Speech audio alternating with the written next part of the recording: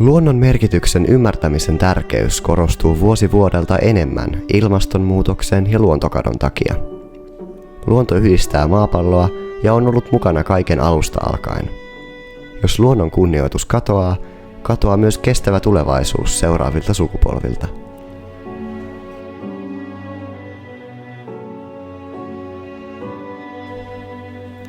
Suomalaisen luonnon ytimessä on metsä. Metsät ympäröivät järviä, rantoja, teitä ja kaupunkeja. Metsä yhdistää meitä ja kohentaa yhteistä hyvinvointia.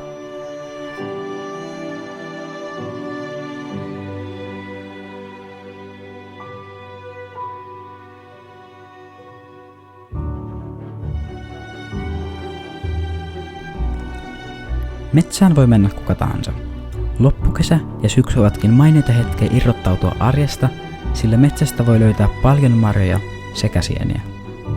Nämä aktiviteetit ovatkin monille nuorille ja lapsille jo tuttuja, sillä metsä on läsnä kaikkialla, mihin kuljemme.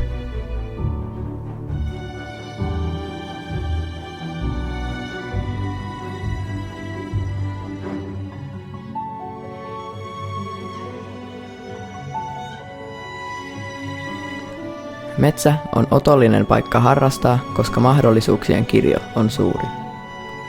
Monet nauttivat suunnistuksen luomasta jännityksestä, hiihtämisen taijasta tai niinkin yksinkertaisista asioista kuin metsässä kävelemisestä ja istumisesta. Luonto tarjoaa hulppeita maisemia, vaikuttavia elämyksiä ja kokemuksia etenkin lapsille ja nuorille.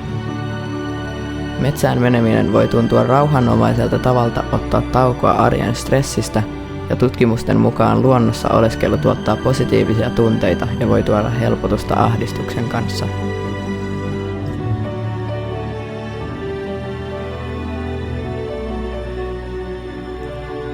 Monet saattavat ajatella, että kiireiset kaupungit ja kerrostaloalueet ovat kaukana metsän rauhasta ja hiljaisuudesta. Tosiasiassa luonto ja metsät ovat läsnä myös urbaaneilla alueilla. Lähimetsästä saattaakin löytyä geokätköjä tai luontopolku, jotka yhdistävät luonnon lähes saumattomasti suomalaiseen kaupunkikuvaan.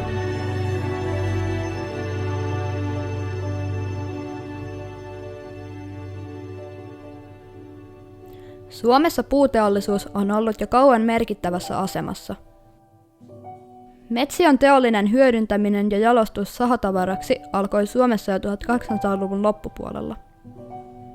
Puuteollisuus onkin täten yksi Suomen vanhimmista teollisuuden aloista.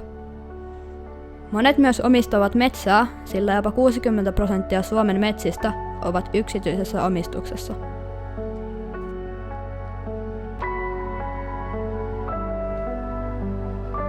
Metsät ovat myös erityisen tärkeitä, sillä ne sitovat hiilidioksidia. Puut tuottavat fotosynteesin avulla sitomastaan hiilidioksidista happea, jota me ja monet muut eläimet hengitämme. Maapallo onkin aurinkokunnassamme aivan erityinen, sillä täydellinen lämpötila mahdollistaa veden kiertokulun. Tämä kiertokulku onkin kuin maapallon syke.